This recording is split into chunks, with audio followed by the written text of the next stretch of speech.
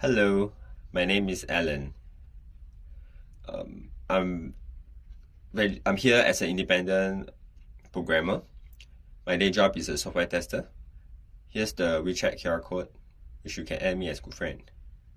Today we are discussing Android's Makepad, how to integrate it with Wasmedge. Before we enter the topic, I'd like to promote my software testing tool, which I just open sourced yesterday. It's basically a packet sniffer tool that uses WebAssembly to simulate the data. Yep. I'll then demonstrate with OCBC Bank MIT example later. And this tool supports HTTP, WebSocket, TCP protocol.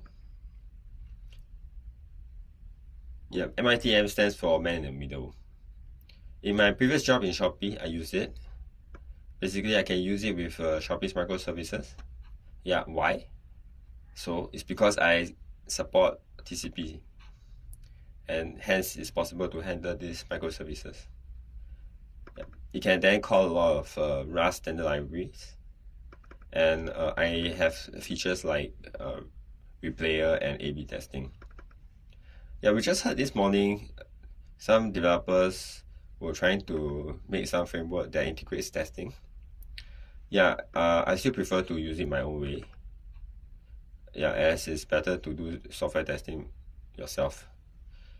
Yep. Recently, I encountered situations where I have to use it.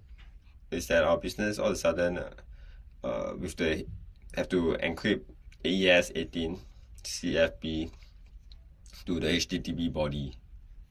Yep, and hence the encryption is a kind of problematic. So ordinary tools won't allow you to write such a code to decrypt it. Yeah, here we can do it because we are using WebAssembly. You can call a Rust standard library to do all the encryption and decryption. Yes. Yeah, during the 3 weeks of my leaves of absence, actually no one could actually do this, to do the mocking. Yeah, let me do some demo. Some of the demo, yep, sorry. I need to connect to internet for the demo. Oops, yep.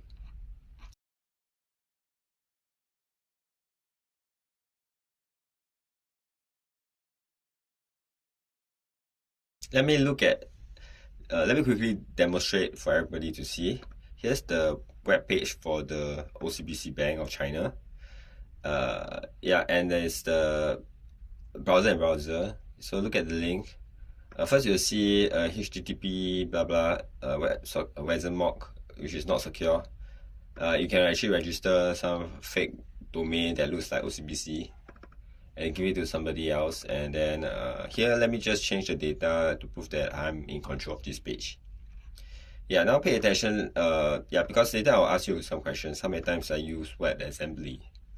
Then at the end I'll test you. Yeah, I'll just demonstrate. Yeah, I have to go back a bit. Yep. Yeah, so basically the browser has the autocomplete functions. Yeah, you can write a Rust code and it looks like the normal IDE. Yeah, then next I compile the WebAssembly. I send the WebAssembly to the Wasmedge server. Then I look at the page. Yep. Yeah, here is the OCBC Bank, the website. Let's look at this route. Let me just change this route. Yep. And then you can see the changes that I made to this route. Yep. Yeah, so basically that's a summary of some of the tools that tester you use. And yeah, mine actually just fulfills these criteria.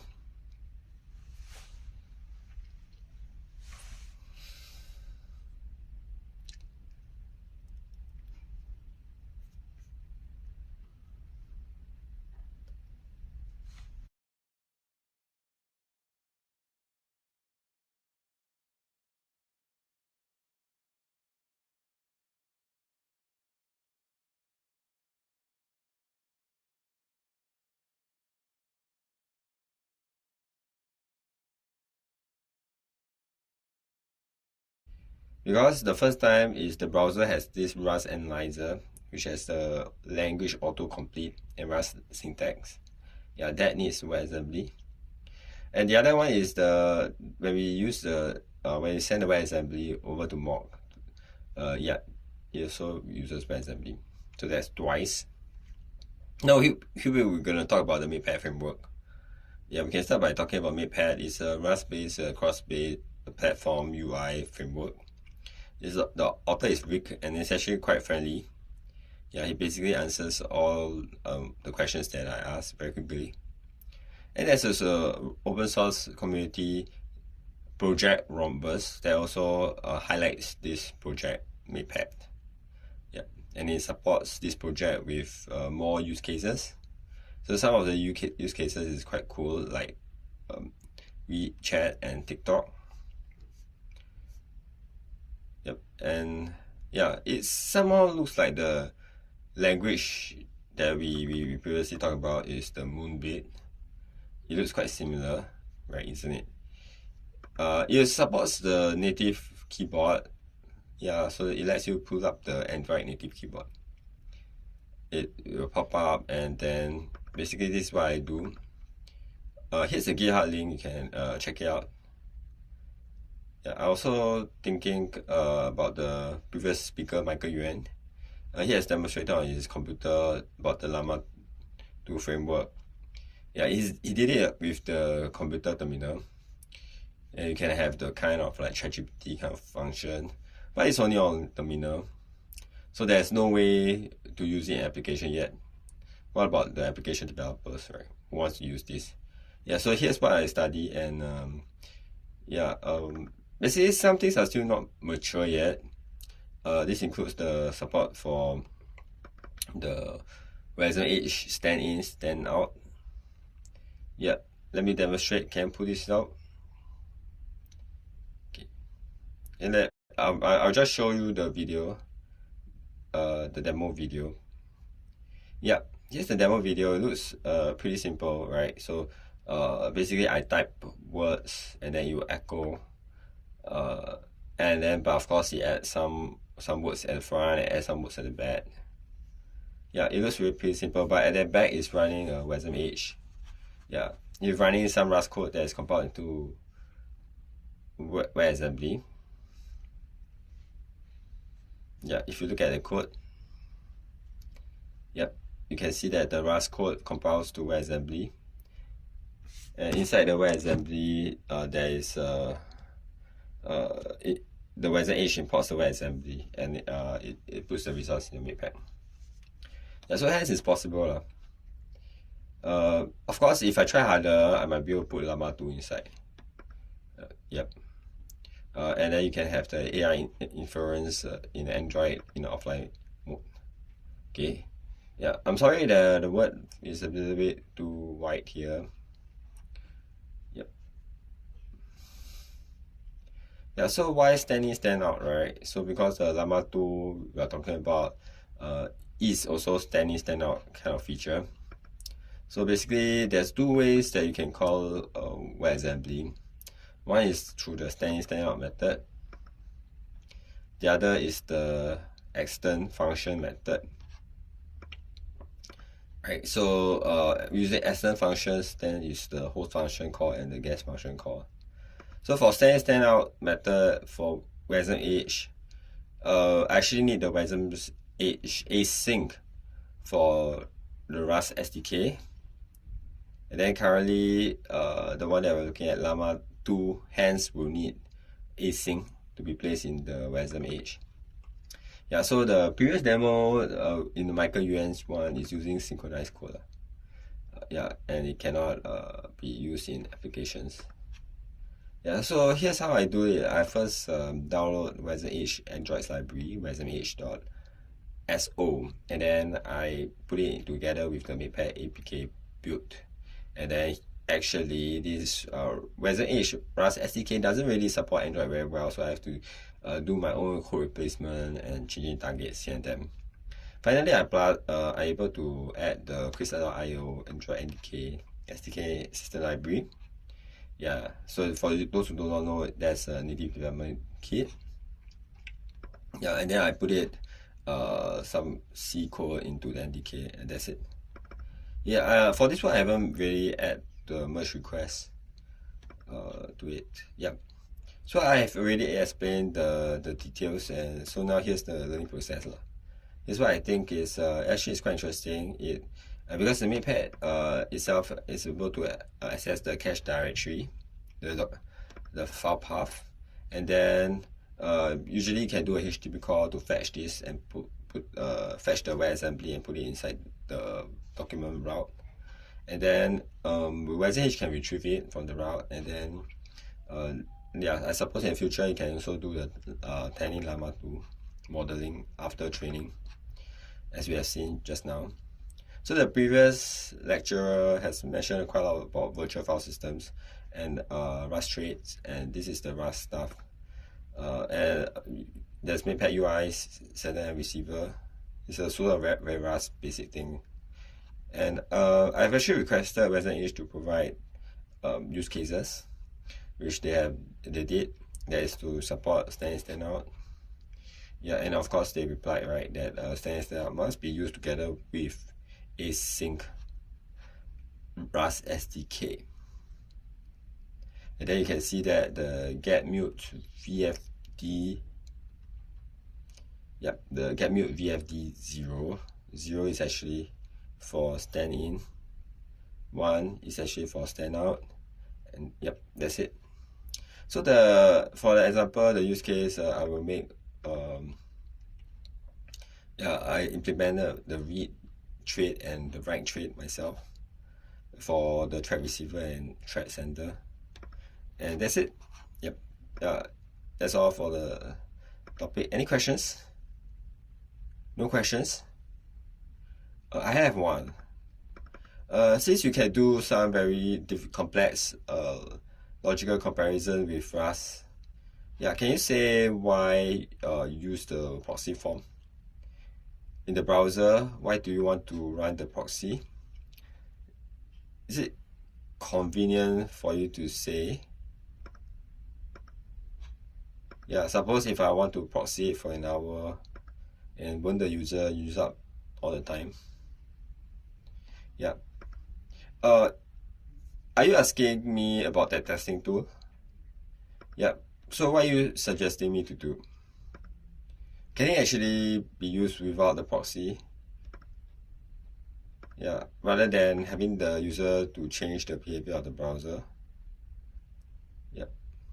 I don't understand what proxy means. Okay. Oh yeah, it's proxy. And yep. So what are you suggesting me to do? Yeah. If I want to go to a browser to mod my API, it seems like there's quite a lot of things to do just to apply this. Can I make external requests? Yes. Yeah, you can do A/B testing.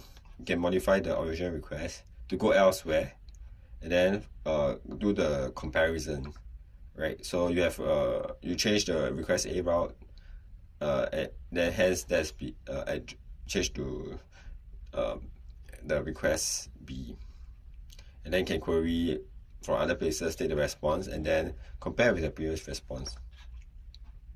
Yeah, hence that's the A/B testing. The user is able to change the request, right? Yep. If this can be done in the browser, what to apply again? So what's the use of the browser in browser?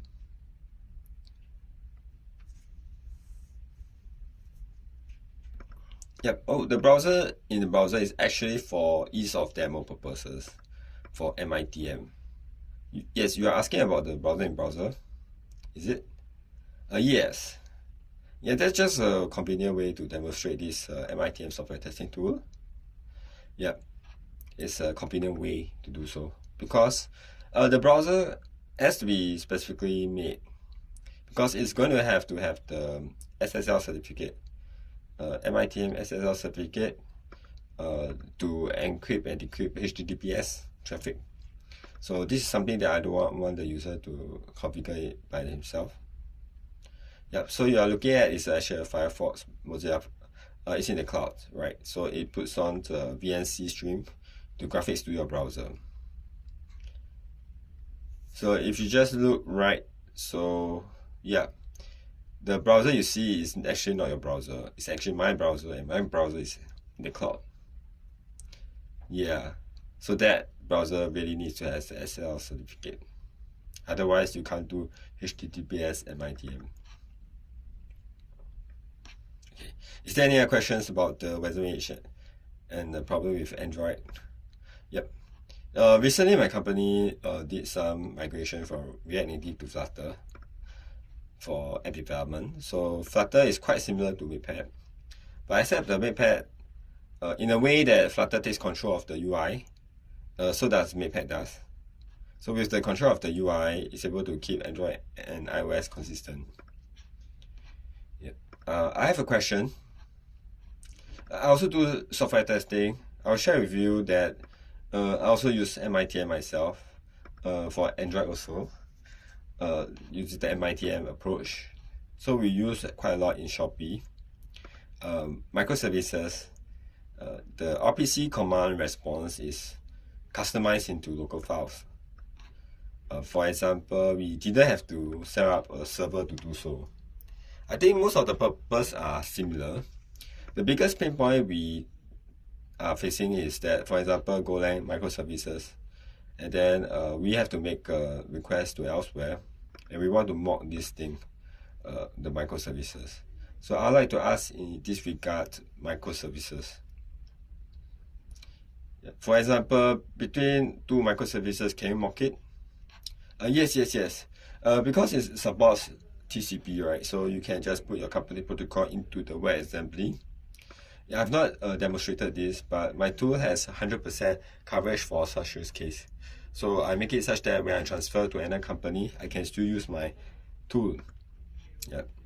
So I used to be a QA of Shopee also. So I use it there. It can mock the Shopee's gRPC. No problem with that. Yeah, could you say a bit more of gRPC mock? gRPC is a TCP. The TCP, you just know, right, that you just only know how to send packets. It doesn't know how much it needs to send, right? So in order to form a message. So the data is usually in a binary format. So the header will have to have the body length, and you have to put the body length in the header. Yeah, I mean, how to consolidate the WebAssembly into the mock server for the services that you are testing. Yes, first you compile it, you do a HTTP post with the WebAssembly, right? So to the mock server. So how do you swap the code into the business unit of its original code? Swap in. Do you mean you want to change the mock rules of testing? Yeah, do the swap. Yeah, after you return it, you do have to post a HTTP post request to WebAssembly configured with this port number, compile into WebAssembly, put it into the WebAssembly server. Yes, set this port number to a HTTP post request, so it will be replaced